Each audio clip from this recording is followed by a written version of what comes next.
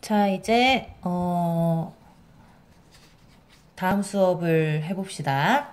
자, 여러분 우리가 지난 시간에 조선 전기의 왕까지 배웠는데 태정태세 문단세 예성연중 임명 선조까지 배웠을 거예요. 그리고 이 선조를 기점으로 해서 조선 전기와 후기가 나뉘는데 그 기준을 임진왜란이라는 전쟁으로 삼았다. 그래서 지난 시간에 임진왜란까지 배웠을 거예요. 그래서 그 뒤에 이제 왕은 요건 이제 적지는 않아도 되는데 여러분들이 어쨌든 시험 기간 끝날 때는 머릿속에 다 있게 될 거야. 그래서 광인, 효연, 숙경영, 정순, 헌철, 고순. 그래서 광해군, 인조, 효종, 현종, 숙종, 경종, 영조, 뭐 정조, 순조, 헌종, 철종, 고종, 순종 요렇게 있어요.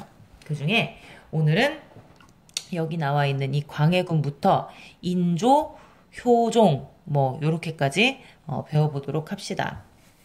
자, 그래서 내려가면 자, 우리가 지난 시간에 배웠던 임진왜란이 끝나고 어떻게 이제 사회가 돌아가고 있었느냐. 자, 선조 때 일어났던 임진왜란을 마치고 이제 광해군, 그 다음 왕이 광해군을 몰아내고 왕이 된 인조예요. 그래서 이제 광해군 같은 경우는 국가 내적으로는 전쟁을 수습하려고 시도했고, 그 다음에 국가 바깥에서는 명과 후금 사이에 중립 외교를 실시했다. 여러분들 이거를 보기 전에 먼저 저번에 우리가 사림 세력에 대해서 배웠을 때 사림이 권력을 잡고 사림 내부에서도 의견이 나뉘면서 이런 식으로 동인, 서인, 남인, 북인 이런 식으로 붕당이 생겨났다. 이것까지 배웠을 거예요. 그 중에 이제 광해군은 그러니까 이 당시에 있었던 게 뭐냐면 서인과 남인과 북인이지. 왜냐하면 동인에서 남인과 북인이 갈라져 나왔으니까. 그 중에 광해군은 여기 나와 있는 북인 중심으로 이제 정치를 하는데 이 서인과 남인이 정치에서 소외되면서 이 광해군 집권 시기에 불만을 가지고 있었어요. 그런 상황에서 광해군은 전쟁 수습을 시도하면서 토지대장이나 호적을 작성하면서 국가 재정을 확보하려고 하였고 그 다음에 성곽이나 무기 같은 걸 수리하면서 국방력을 강화하려고 하는 거야. 그리고 이제 국가 외적으로는 명과 후금 사이의 중립 외교를 이제 얘기했는데 우리 지난 시간에 수업 때 배웠는데 자, 우리 사대와 교린에 대해서 배우면서 명나라가 있고 여진이 있다고 배웠을 거예요. 그래서 명과는 사대 관계, 여진과는 교린 관계를 했다고 배웠는데 임진왜란의 결과 명나라가 우리나라를 돕다가 이제 국력이 약해지고 그 틈을 타서 명의 견제를 받지 않은 여진의 세력이 커졌다고 배웠을 거예요. 그래서 여진이 세력을 키우면서 명나라의 감시가 소홀한 틈을 타서 후금이라는 나라를 세웠어. 그래서 이쪽에 이제 후금이 있는 거야. 근데 이제 명과 후금이 갈등을 벌이고 있을 때 광해군은 그 사이에서 중립 외교를 벌이고 있었다. 그러면서 이제 전쟁이 일어나는 것을 방지하려고 하였다.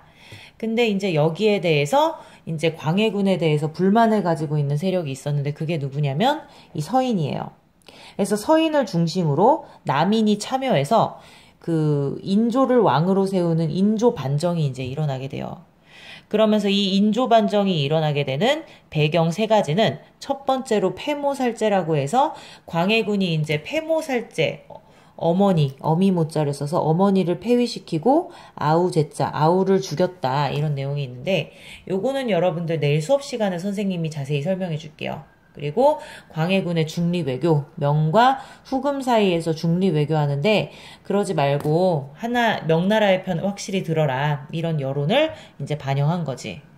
그리고 마지막으로 북인만의 정권에 대한 불만 이런 게 있었기 때문에 서인을 중심으로 남인이 참여하여서 인조 반정을 일으킵니다. 그래서 광해군을 몰아내고 인조가 왕이 되는데 그 과정에서 우리나라 정치에서 북인이 사라지게 되죠.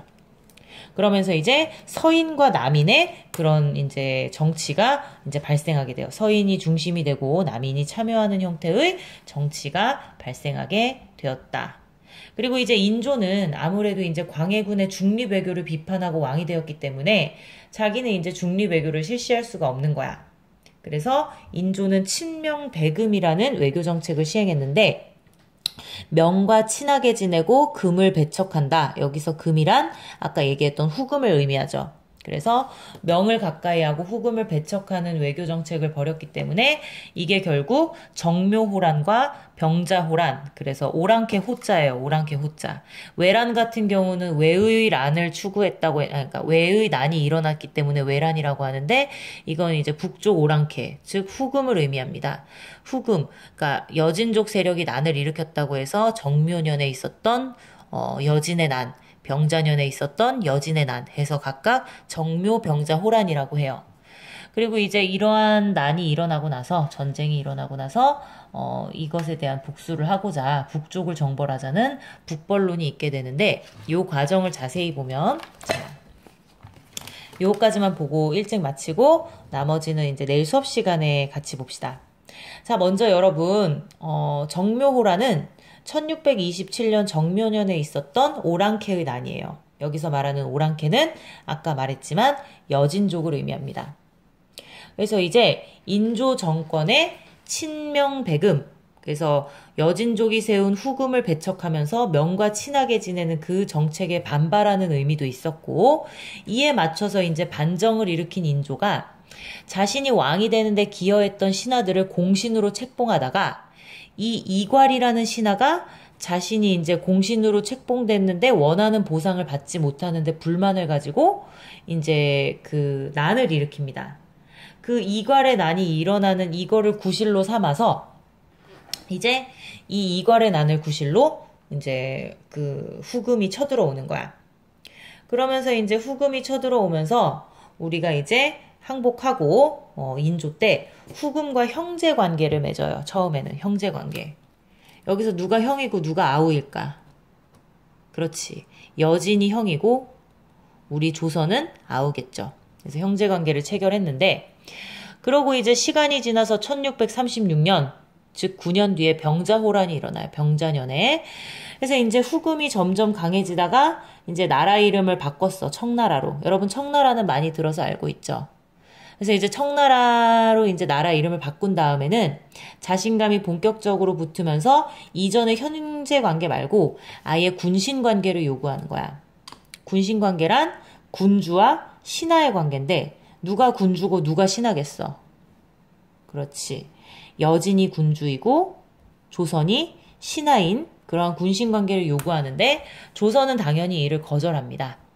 그래서 이를 응징하고자 여진이 군대를 파견했는데 6일 만에 수도인 서울이 함락당했고, 그 다음에 인조는 우리 알고 있는 남한산성으로 피신을 갔다가 삼전도에서 굴욕적으로 화의를 하는데 머리가 땅에 닿도록 절을 해요. 9번 절을 합니다. 그러면서 이제 굴욕적인 화의를 맺고 결국에는 처음에 얘기했던 군신관계 수용하고 그 다음에 조공을 바치기로 하고 그 다음에는 명과 외교를 단절하기로 청과 약속을 합니다. 그러고 나니까 우리가 이제 자존심이 상하잖아. 그래서 이러한 이제 굴욕적 항복에 대한 어떤 저항의 의미로 우리가 북쪽을 정벌하고 청에 복수하자는 북벌론이 등장하게 돼요. 이게 이제 아까 나왔다시피 효종 때 북벌론이 등장하면서 이제 군대를 양성하고 뭐 이런 걸 했지만 결국에는 이제 효종도 사망하고 여러 가지로 이제 나라 형편이 어려웠기 때문에 실행하지는 못하였다. 자, 오늘 수업은 여기까지 하고 내일 학교에서 봅시다, 여러분.